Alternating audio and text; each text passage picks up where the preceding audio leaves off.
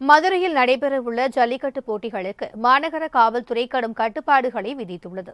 மதுரையில் வருகிற 15, 16, 17 ஆகிய தேதிகளில் அவனியாபுரம், அலங்காநல்லூர், பாலமேடு பகுதிகளில் ஜல்லிக்கட்டு போட்டி நடைபெறவுள்ளது.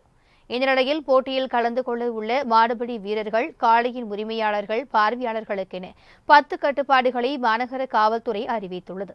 அதன்படி நாளை நடைபெறவுள்ள அவனியாபுரம் ஜல்லிக்கட்டு போட்டியில் காளைகள் மற்றும் உரிமையாளர்கள் அவருக்கு உதவியாக ஒரு நபர் மட்டுமே வரிசையில் நிற்க வேண்டும் என தெரிவித்துள்ளனர்.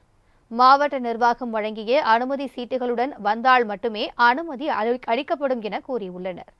தொடர்ந்து காளைகளுடன் வரும் உரிமையாளர்களும் மற்றும் உதவியாளரும் மதுபோதையில் இருக்கக்கூடாது எனவும், மாட்டின் மூக்குநாங்கயிரை அறுப்பதற்காக கத்தியோ அல்லது கூர்மையான ஆயுதங்களோ கொண்டுவரக்கூடாது எனவும் குறிப்பிட்டுள்ளனர்.